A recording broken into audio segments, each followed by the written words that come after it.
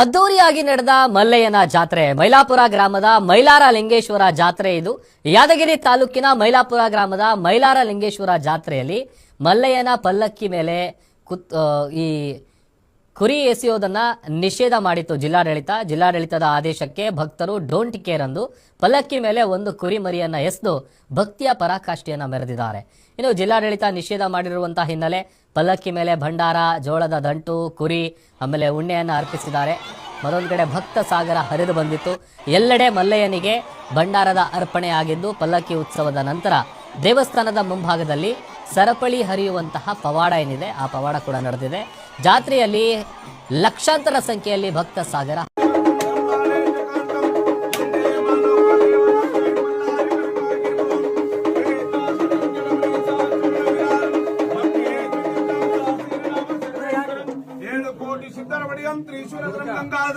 आरवों यज्ञेन यज्ञमयजं तु देवास्तानि धर्माणि प्रमन्यास तेनाकं महिमान स्वतंत्र पूर्वे साध्या सन्ति देवा इति वेदोदकं पुष्पाञ्जलिं समर्पणं जय मङ्गलं जय पार्वती जय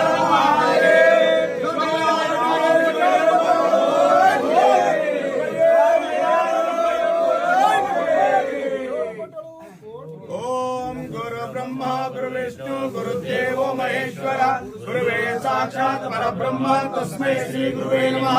वक्रतुंड महाकाय सूर्यकोटि समप्रभा निर्विघ्नं कुरु मे देवो सर्वकार्येषु सर्वदा। ओम शांति शांति।